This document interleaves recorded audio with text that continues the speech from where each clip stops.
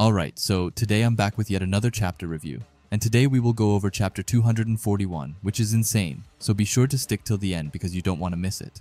Anyway, I'm gonna stop talking and let's get right into the chapter. However, before that, please double check if you are subscribed to the channel, as you don't want to miss my chapter reviews. And while you're already down there, you can always leave a like and a comment, and with that out of the way, let's finally get into it.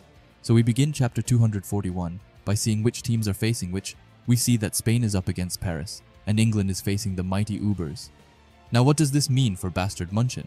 Well, it means that it's finally their turn to sit this round out. Everyone is in the training field, and Hiyori is sitting down on the ground. He says that while the other teams battle each other, they can instead use the time to train and level up. And since their final match is against PXG, and will also be the last match of the Neo-Egoist League, it means that it's their last opportunity to showcase their worth. We see Igarashi looking frightened as Hiyori says it, while Raichi on the other hand is laughing like a maniac. He wonders why his value is lower than Hiyori's, but ensures them that he's definitely not pissed. Hiyori comments that despite what he is saying, he looks oddly satisfied with himself, and our Shark Boy tags on by saying that Raichi can't hide the fact that he's super hyped to have got his own offer. They all laugh, before Yukimiya says that Hiyori's assist to Isagi was absolutely sick and wonders if anything happened. Hiyori tells him that he finally bought into the blue lock mentality, saying that he wants to produce the world's strongest striker and that he wants to play football alongside players who can understand his passes. With Hiyori's new mentality, he looks at them and says that he is ready to discard any player who is too stupid to understand his passes. They are all caught off guard, and Yukimiya says that this new Hiyori reminds him of Itoshi Sai, and Raichi says that it means that Hiyori has given up on his goal of becoming a striker and is now set on settling as a playmaker. After that, Hiyori changes the conversation and says that he's at least not getting roasted on social media like Isagi is. Isagi is taken aback by this, as he's never heard about that. Hiyori then reads out some of the comments from their latest game against the Ubers. The first one saying that Isagi Yoichi is the future of Bastard Munchen, and Bastard's best future frontline is Isagi Yoichi and Michael Kaiser, the top two duos. Even though they're still immature and constantly fighting and getting in each other's way, if those two manage to understand and sync up with each other, then they hold the ability to potentially become the most lethal striker duo in the world. Isagi has a disgusted look on his face until he breaks out in total anger. It looks like he's powering up to go into full rage mode as he screams that there's absolutely no way of that happening. Everyone starts to laugh, and Reichi says that the comments got a point and that the two of them are extremely buddy-buddies with each other. This just fuels Isagi's rage as he says that he would rather die than team up with that piece of shit. Hiyori adds in saying that Isagi is a bit too harsh and that Kasagi is the trendiest blue lock topic currently and even the blue lock's best couple. Isagi at this point has had enough and tells them to cut it out, but Reichi comments saying that it's like where he pretends he hates it but is secretly totally into it, which I found really funny. Anyway, in the middle of their silliness, Corona suddenly starts to walk away, saying that he needs to work on some individual training. Raichi says that he's got a point, and that all of them have to level up and move up in the rankings. Even Hiyori, who is higher than Raichi, admits that his auction value isn't at a level where he can just kick back and relax, as if they don't finish in the top 23. All of their hard work would have been for nothing, and with that all of them leave, or at least all except one, and that person is Igarashi, who comes up and asks if Isagi's got a moment.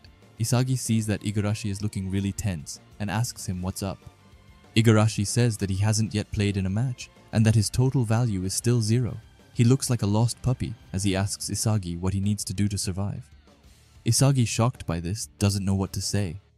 Igarashi starts going off saying that if he can't play in the next game, then he's finished, and even though he's trying his best, he just can't catch up to the rest of them.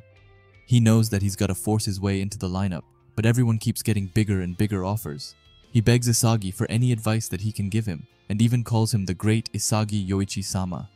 Isagi thinks for a bit before telling Igarashi that he's sorry, but that he's got nothing. Igarashi is furious, asking him how that is the best he can come up with. Igarashi starts swinging Isagi back and forth and tells him to use his brain and think. After some time, Isagi asks Igarashi what his reason is for playing football. Igarashi tells him that it's to get out of taking over his family's temple. However, Igarashi is worried that his reason isn't enough as the other reasons are much larger, and that they are aiming to be the best player in the world, and wonders if he needs to change his target to becoming the world's best player. Before Igarashi can go on any longer, Isagi asks if his reason isn't already enough. He says that he and almost everyone can only focus on and pursue achievable, realistic short-term goals. Isagi explains that you can't compare your goals with other people, and that he's got to pursue his goals to the fullest, which is the foundation of his ego, an ego that is totally unique to Igarashi. He gently punches Igarashi in his chest and tells him that not wanting to take over his family's temple, that's one heck of an ego Igarashi's got there, telling him not to lose it. Igarashi looks a bit lost for words before looking determined and says that now he kinda knows what to do. Isagi is surprised and says that he hasn't even told Igarashi about his suggestions regarding training and stuff like that. However, Igarashi says that he's good and that he can think about that himself and thanks Isagi. Isagi smiles, and then suddenly Igarashi tells him that, to be honest, when they met before in the survival game of tag, he would have never been able to think of Isagi as a player becoming worth a mind-blowing 100 million yen. Igarashi, with a newfound motivation, says that he will admit that Isagi is freaking amazing. Isagi is shocked at where all of this is coming from, but Igarashi says that he knows because the two of them started at the bottom as the two worst players of Blue Lock, and that even though he hates to admit it, Isagi is definitely on the path to becoming the best player in the world, and after that, they walk off laughing. However, not everyone is in such a cheerful and happy mood as we see Michael Kaiser, who is valued at a crazy 320 million yen. He's in the Blue Lockman system field training against the Blue Lock goalkeeper. He stops the ball and says that he came to the Neo-Egoist League to surpass Noah, stating that Bastard Munchen's first team is a squad designed to maximize Noah's strengths, and with Noah crowned as the world's strongest forward, the chances of Kaiser stealing his spot as the Bastard's ace striker was 100% impossible. This is why he wanted to use this league to secure a bigger offer from another club, and then force his way out of Bastard Munchen, which is his plan to become the best player in the world. And he has currently achieved step 1 of his plan, but even so, there's no way in hell that he can go home after losing to Isagi. He says this as he violently kicks the ball against the net. By the entrance, we can see Alexis Ness watching Kaiser closely. He thinks to himself that he knows that Kaiser can do it, and that ever since that day, and ever since that moment as he wallowed in that familiar sense of despair, Kaiser showed up and taught him that there was no such thing as impossible. And with that, we also see a much younger Ness and Kaiser, which likely means that we will get into a flashback next chapter, which I'm really looking forward to. The text at the bottom says, "The ray of hope amidst all the darkness." Kaiser's and Ness's first interaction, a flashback to the beginning of their partnership. The next chapter is called The Blue Rose and the Magician Part 1, so it's pretty clear that we will get into the exciting past of both Kaiser and Ness, which I'm really looking forward to, as even though we know a lot about their powers and abilities, we don't really know that much about their past, and why Ness is so loyal to Kaiser, even though he treats him like worthless trash. Maybe that's one of his kinks, what do I know? Also, just a quick side note before ending it, I was really glad to see Igarashi having some belief in himself.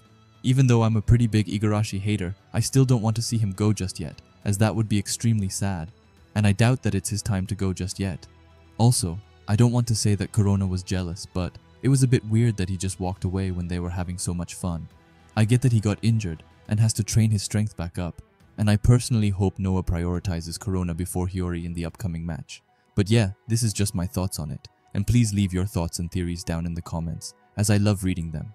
If you like Blue Lock and videos like this, then I would highly suggest you subscribe to this channel, and while you are at it, leave a comment and a like, as it helps out with the algorithm a ton. And if you are curious to see another video of mine, then please watch the video, which will be popping up on the screen now. Anyway, thanks for watching, and have a great day. Bye.